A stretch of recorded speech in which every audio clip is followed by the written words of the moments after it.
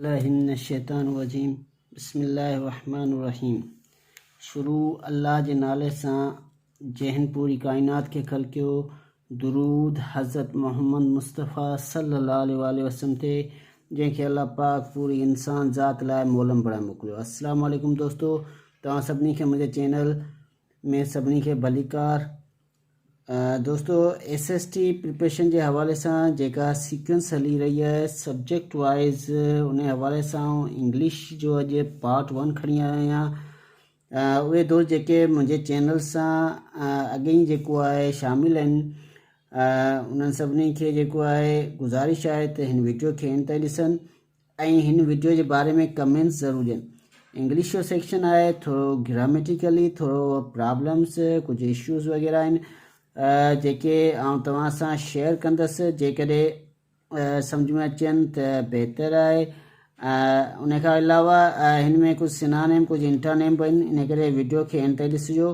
ऐं उहे दोस्त जेके मुंहिंजे चैनल के ॾिसी रहिया आहिनि ऐं अञा ताईं मुंहिंजे चैनल के सब्सक्राइब न कयो आहे, उन्हनि खे गुज़ारिश है मुंहिंजे चैनल के सब्सक्राइब कनि, लाइक कनि, कमेंट्स कनि। थैंक यू दोस्तों। अचो तो लेक्चर की तरफ हलूं। नंबर पहिरियों क्वेश्चन है सिनानेम ऑफ डायलेट। डायलेट जो सिनानेम छा थींदो? सिनानेम माना जेको साॻियो साॻी मीनिंग वारो लफ़्ज़, हम माना लफ़्ज़, ठीक है। तो डायलेट जी जेका मीनिंग थींदी उहा थींदी फैलाना। हाँ, हिते ऑप्शन आहिनि असां वटि ए स्पिन, बी वीकिन, सी वाइडन ऐं डी आहे पुश। तो इन जो सही जवाब थींदो सी वाइडन। वाइडन माना फैलाना। उसके बाद उनका पोइ है सिनानेम ऑफ एब्रोगेट।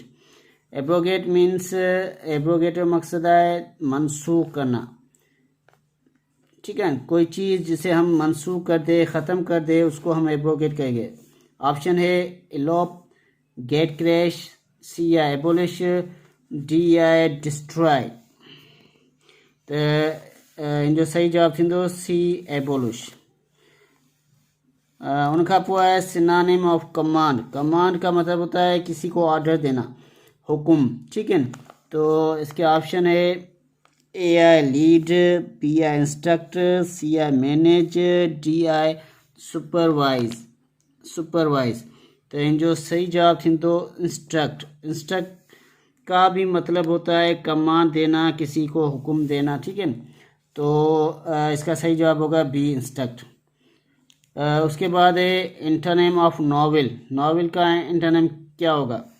नावल का मतलब होता है आम।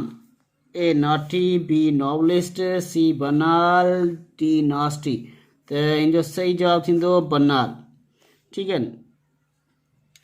उसके बाद है इंटरनेम ऑफ हारमोनियस। हारमोनियस का इंटरनेम क्या होगा? हारमोनियस का मतलब है हाँ हम आहंग। तो ए है सोनोरियस, बी है डिस्कॉर्डेंट, सी है कॉन्कॉर्डेंट, डी है बैलेंस। तो इसका सही जवाब होगा डिस्कॉर्डेंट। हारमोनियस मीन्स हम आहंग, डिस्कॉर्डेंट का मतलब होता है मुतजाद। उसके बाद है इंटोनेम ऑफ ट्रेटर। ट्रेटर का इंटोनेम क्या होगा? ट्रेटर का मतलब होता है गद्दार। ऑप्शन है A migrant, C B member, C patriot, D officer. तो इसका सही जवाब होगा पेट्रियोट। पेट्रियोट का मतलब होता है मुहब्बे वतन, ठीक है। उसके बाद है चूज द करेक्ट ऑप्शन। अब इसमें से हमें जो है करेक्ट स्पेल जो है इसमें 3 जो है करेक्ट स्पेलिंग लिखी हुई है, बाकी एक जो है गलत स्पेल लिखी है। तो हमें वो जो गलत स्पेल है उसको दुरुस्त करना है। ए है पर्सनल, PERSONEL, दूसरी है पर्सनल, PERSONNEL, सी है नेशनल, डी है नेशनलिस्ट। तो नेशनलिस्ट भी सही है, नेशनल भी सही है, पर्सनल भी सही है। ये पर्सनल जो है इसकी स्पेलिंग गलत है क्योंकि यहाँ पे ए आएगा, यहाँ पे ई लगा हुआ है तो यहाँ पर ए आएगा। तो इसका सही जवाब होगा ए पर्सनल। क्लियर? आगे चलते हैं। अच्छा, उसके बाद है चूज द करेक्ट ऑप्शन। फिर वही हमें क्या करना है, इसमें से 3 स्पेलिंग जो सही लिखी हुई है उसको छोड़कर एक गलत स्पेलिंग जो गलत लिखी है उसको हमें जो है ना उसको हमें ढूंढना है। ठीक है, तो A prefer, B differ, C differ और डी है रिफर। तो इसका सही जवाब होगा डिफर। ये स्पेलिंग जो है गलत लिखी हुई है, इसकी करेक्ट स्पेलिंग होगी DIFF ER। ठीक है, तो आगे चलते।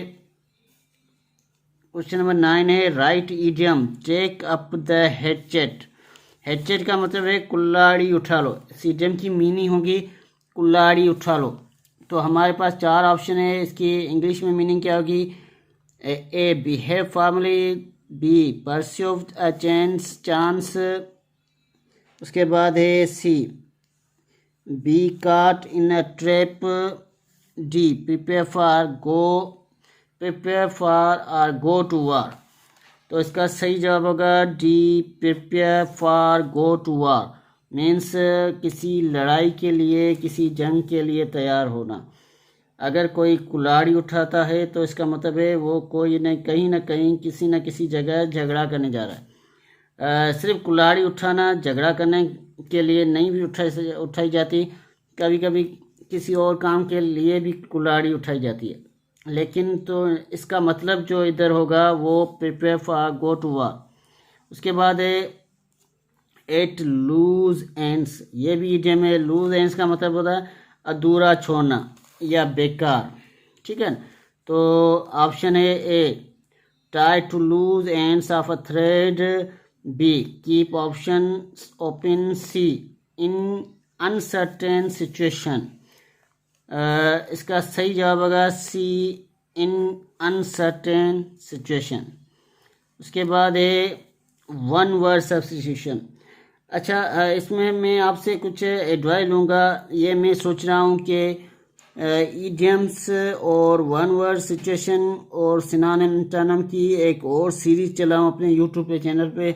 तो आप इसको कैसा समझते? अगर आपको सही लगे तो मैं चलाऊँ, अगर नहीं तो आप मैं ऐसे जैसे पेपर की तैयारी करवा रहा हूँ ऐसे ही चलाऊँ। ये मुझे एडवाइस देना। Thank you. कमेंट ज़रूर करना इसके बारे में। उसके बाद है one word substitution, action that is likely to make people very angry. कोई एक्शन हो जिसके बारे में बताया जा रहा है कि उसको लोग देखकर एंग्री हो जाए, उसे हम क्या कहेंगे? इन्फ्लेशनरी, बी इन्फ्लेमेबल, सी कमेंशरेबल, डी इन्फ्लेमेटरी। तो इसका सही जवाब होगा डी इन्फ्लेमेटरी। मीन्स इन्फ्लेमेटरी एक ऐसा एक्शन है जिसको हम करने से लोग जो है एंग्री हो जाते हैं, नाराज़ हो जाएंगे। उसके बाद है वन वर्ड सब्स्टिट्यूशन। दूसरा one word substitution, humorous drawing dealing with current events or politics. एक ऐसी ड्राइंग जिसमें हम करंट इवेंट्स और पॉलिटिक्स के बारे में बताया जाए तो उसे हम क्या कहेंगे? A sketch, B illustration, C cartoon, D skit. तो इसका सही जवाब होगा सी कार्टून। तो पॉलिटिक्स के बारे में हम जो भी कार्टून वगैरह बनाते हैं उसी के बारे में है ये। ठीक है, आगे चलते हैं हम। अच्छा, उसके बाद है चेंज वॉइस। अब एक्टिव वॉइस और पैसिव वॉइस के बारे में भी मैं एक वीडियो बना रहा हूँ। शुरू से जो है मैं एक्टिव पैसिव सिखवाऊंगा और टेंसेस के बारे में भी एक वीडियो बनानी है। तो वो इंशाल्लाह जल्दी शुरू करूँगा। तो मेरे चैनल पे आप रहे, मेरा साथ दें, तो मैं इंशाल्लाह टेंसेस और एक्टिव पैसिव वॉइस के बारे में भी एक वीडियो बनाऊंगा खुसूसन आपके लिए। Thank you. Change voice, we waste much time on trifles. तो ये एक्टिव वॉइस है, हमने इसे पैसिव वॉइस करना है। अच्छा दोस्तों, पैसिव वॉइस करने के लिए एक चीज़ हमें याद रखनी है। एक्टिव का मतलब होता है चुस्त।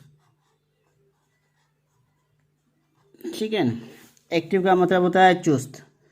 कोई जो एक्टिव बंदा होता है उसके बारे में कहते हैं यार ये बहुत एक्टिव बंदा है। तो एक्टिव का मतलब होता है चुस्त। और पैसिव का मतलब होता है सुस्त। ठीक है, तो ऐसा बंदा कोई सुस्त हो उसे हम पैसिव कह सकते हैं। अच्छा, एक्टिव वॉइस में एक चीज़ हमें याद रखनी है, अगर कोई ऐसा टेंस हो जो प्रेजेंट इंडेफिनिट हो, जैसे आई ईट अ मैंगो। ठीक है, ये देखो दोस्तों, ये प्रेजेंट इंडेफिनिट टेंस है। इसका मतलब है मैं आम खाता हूँ।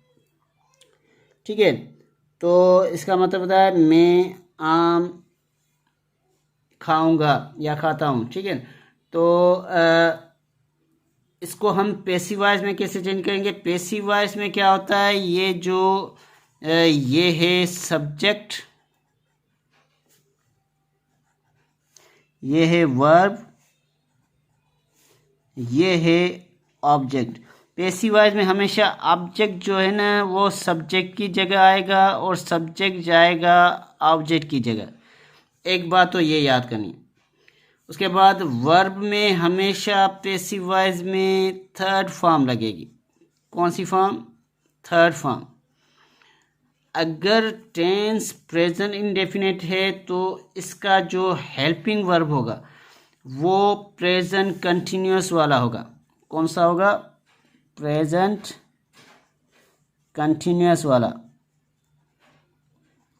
ठीक है, इसका जो हेल्पिंग वर्ब होगा प्रेजेंट कंटिन्यूअस वाला होगा। और लास्ट में इसमें बी या बाय का इजाफा ज़रूर होगा। बी या बाय का इजाफा ज़रूर होगा। ठीक है, ये कुछ बातें हमें याद रखनी है। प्रेजेंट इंडेफिनिट टेंस है तो उसमें प्रेजेंट कंटिन्यूअस वाले हेल्पिंग वर्ब कौन से? Is, am, are. अगर पास्ट इंडेफिनिट है तो उसमें पास्ट कंटिन्यूअस वाले हेल्पिंग वर्ब लगेंगे। पास्ट कंटिन्यूअस वाले हेल्पिंग वर्ब कौन से हैं? पास्ट वाले हैं ये वाज और वर। ठीक है, लेकिन हमेशा एक बार याद रखना, तो इसमें हमेशा वर्ब की हमेशा थर्ड फॉर्म आएगी। ये एक बात जो है बड़े काम की है, ये आपको याद रखनी। और बी या बाय का इजाफा होगा। ये हो गया पैसिव टेंस। ये मैंने थोड़ा सा समझाया है, इसके बारे में अलग से एक वीडियो बनाऊंगा, उसमें आपको बहुत सारा समझाऊंगा। तो ये थोड़ा सा समझा रहा हूँ अभी मैं।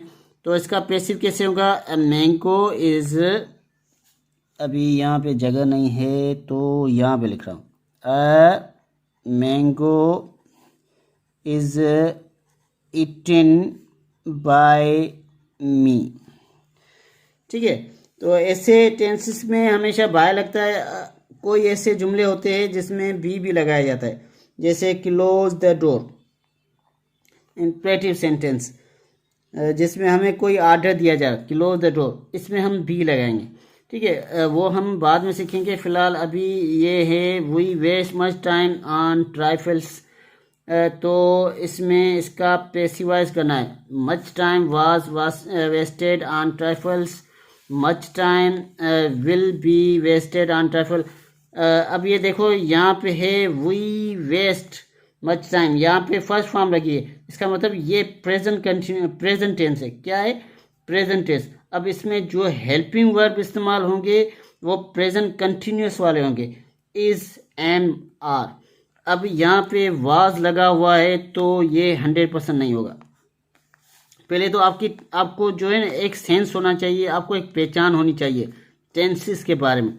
ये अगर क्वेश्चन करना है वॉइस, चेंज द वॉइस, तो हमें एक पहचान होनी चाहिए टेंसेस के बारे में कि टेंस कौन सा है। अगर टेंस आ गया तो हमें उसके कुछ रूल्स भी याद करने हैं। वो रूल्स जब मैं आपको पैसिव वॉइस या टेंसेस पढ़ाऊंगा तो उसमें ज़रूर समझाऊंगा। ये थोड़ा सा मैंने समझाया, ये देख लें। अगर प्रेजेंट इंडेफिनिट टेंस है तो उसका पैसिव जो होगा उसमें हेल्पिंग वर्ब जो इस्तेमाल होंगे वो इज, एम, आर होंगे। अगर पास्ट इंडेफिनिट है तो उसमें जो हेल्पिंग वर्ब इस्तेमाल होंगे वो पास्ट कंटिन्यूअस वाले होंगे, वाज, वर। यहाँ पे वी वेस्ट मच टाइम, यहाँ पे वेस्ट क्या है? फर्स्ट फॉर्म है। अब फर्स्ट फॉर्म है तो ये इसका मतलब है ये प्रेजेंट इंडेफिनिट है। अगर यहाँ पे सेकंड फॉर्म लगी होती, for example we wasted, second form लगी होती तो ये पास्ट इंडेफिनिट होगा। पास्ट इंडेफिनिट में हमेशा जो पैसिव होगा उसमें हम वाज वर्ड लगाएंगे। तो ये पहला ये मैंने गलत कर दिया, ए इसका गलत है। क्यों गलत है? क्योंकि यहाँ पे वाज लगा हुआ है, वाज नहीं आएगा क्योंकि ये पे वेस्ट है, प्रेजेंट इंडेफिनिट है, तो यहाँ पे ऐसा हेल्पिंग वर्ब आएगा जो प्रेजेंट कंटिन्यूस वाला हो। प्रेजेंट कंटिन्यूस वाले हेल्पिंग वर्ब है इज एम आर, तो ये तो गलत है। उसके बाद बी है मच टाइम विल बी। अब विल भी लगा हुआ है, विल तो फ्यूचर हो गया, तो यहाँ पे फ्यूचर वाला तो नहीं लगेगा, तो ये भी गलत है। उसके बाद है सी मच टाइम इज। अब यहाँ पे हमें सोचना है, much time is wasted by us on trifles, much time is wasted on trifles. अब यहाँ पे सोचना है, यहाँ पे भी इज लगा हुआ है, यहाँ पे भी इज लगा, यहाँ दोनों में इज लगा, यहाँ वेस्टेड लगा हुआ है, थर्ड फॉर्म लगी हुई है वर्ब की, यहाँ पे भी थर्ड फॉर्म लगी हुई है। तो यहाँ तक तो ये जुमला सही है, यहाँ तक ये जुमला सही है। अब आगे चल के देखते हैं, यहाँ पे बाय अस लगा हुआ है, यहाँ पे ऑन लगा हुआ है। हमेशा मैंने बोला था कि पैसिव में बाय या बी लगेगा लास्ट में, तो हमारा ये जुमला सी वाला जुमला सही है क्योंकि इसमें बाय लगा हुआ है। ऑन वाला जुमला गलत है, ये गलत होगा। क्लियर? ये मैंने थोड़ा सा समझा पैसिव के बारे में। उम्मीद है कि आपको समझ आ गया। अगर इसमें कोई भी क्वेश्चन हो तो आप मुझे कमेंट्स कर सकते हैं, पूछ सकते हैं। Thank you. उसके बाद है right direct indirect speech. Direct और इनडायरेक्ट स्पीच लिखना है। अब ये जुमला लिखा हुआ है, he said they will be using my car for the trip. अब डायरेक्ट इनडायरेक्ट के बारे में मैं थोड़ा समझाऊंगा, ज़्यादा नहीं समझाऊंगा क्योंकि टाइम बहुत कम है और वीडियो बहुत बड़ी हो जाएगी, लंबी हो जाएगी, तो अपलोडिंग में भी मसला करती है। हमारे जो नेटवर्क है ना वो माशाल्लाह बहुत अच्छे हैं, तो इसलिए इसकी मैं अलग एक क्लास लूँगा डायरेक्ट इनडायरेक्ट एक्टिव पैसिव के बारे में, तो वो मैं आपको समझाऊंगा, अभी नहीं। इंशाल्लाह बहुत जल्दी इसके बारे में मैं क्लास बनाऊंगा, लेक्चर बनाऊंगा, उसमें आपको ब्रीफली समझाऊंगा। फ़िलहाल यहाँ पे थोड़ा सा ही सेड, ये जुमला है, he said they will be using my car for the trip. ठीक है, अब इसको इसका जो है इनडायरेक्ट स्पीच क्या होगा? ठीक है, तो यहाँ पे ऑप्शन है he said that they would be using his car for trip. अच्छा, अगर हमारे पास डायरेक्ट स्पीच में यहाँ पे विल लगा हुआ है, विल या शल लगा हुआ है, तो उसका जो इनडायरेक्ट स्पीच होगा वहाँ पे हमेशा वुड लगेगा या शुड लगेगा। ठीक है, तो ये बात तो अंडरस्टूड है। उसके बाद जो है जैसे वुड लगेगा या शुड लगेगा। और अगर ये जुमला इसमें जो है दो स्पीच हो, एक रिपोर्टेड स्पीच और एक रिपोर्टिंग स्पीच। ठीक है, उसके बारे में हम अलग से एक क्लास बनाएंगे, उसमें समझाऊंगा। तो यहाँ पे थोड़ा सा समझा रहा हूँ। ही सेड अगर कोई लगा हुआ है तो ही सेड यहाँ पे जो है ये कामा लगा है, तो इस जो इन्वर्टेड कामा को ख़त्म करना होता है, तो हम यहाँ पे इस जुमले को कंटिन्यू करेंगे तो यहाँ पे डेट लगाएंगे। एक बात तो ये हमेशा याद करें कि इनडायरेक्ट स्पीच में डेट लगेगा। ठीक है, लाजमी नहीं है कि डेट लगे हमेशा, लेकिन डेट लगेगा क्योंकि इस जुमले को हमें कंटिन्यू करना है। यहाँ पे ही सेड, यहाँ पे कामा लगा हुआ है, यहाँ पे जुमला रुक रहा है। इसने बोला था they will be using my car, वो मेरी कार यूज़ करना चाहते हैं फॉर द ट्रिप के लिए। तो he said that they would be using his car. अब हमेशा यहाँ पे जो भी आएगा, फॉर एग्जांपल माय लगा हुआ है, अब हम किसी और के बारे में बोल रहे हैं। डायरेक्ट स्पीच में हम बोल रहे हैं कि उसने मुझे बोला था, क्या उसने बोला था कि वो उनकी कार लेके जाएगा। अब ये जुमला मैं किसी और के साथ बोलूँगा तो मैं क्या बोलूँगा, वो मेरी कार लेके जाएगा, या अगर ये कोई जुमला जो बोले तो उसमें कहेंगे कि वो उसकी कार ले जाएगा। तो यहाँ पे माय लगा हुआ है तो यहाँ पे माय नहीं लगेगा, तो इसका मतलब हिज लगेगा। तो इसका मतलब ये जुमला हमारा दुरुस्त है ए। क्लियर? मुझे उम्मीद है ये समझ में आ गया होगा। अगर नहीं समझ में आया तो आप मुझे कमेंट्स कर सकते हैं। इसके बारे में मैं एक अलग से लेक्चर बनाऊंगा, उसमें आपको ज़्यादा समझाऊंगा। अभी जो है वीडियो बहुत लंबी हो रही है, तो मेरे ख्याल से इतना सही है। आगे चलते हैं हम। अच्छा, उसके बाद है अपोजिट ऑफ बोल्ड। बोल्ड का अपोजिट क्या होगा? बोल्ड का मतलब होता है बहादुर। बोल्ड का मतलब होता है बहादुर। तो बहादुर का अपोजिट यानी एंटोनिम, एंटोनिम क्या होगा? A brave, B timid, C clever, D none. तो इसका सही जवाब होगा टिम्ड। टिम्ड मतलब बुज़दिल। तो ये थी हमारी आज की वीडियो। मुझे उम्मीद है कि ये वीडियो आपको अच्छी लगी होगी। ओके, अल्लाह हाफिज़, टेक केयर, थैंक यू।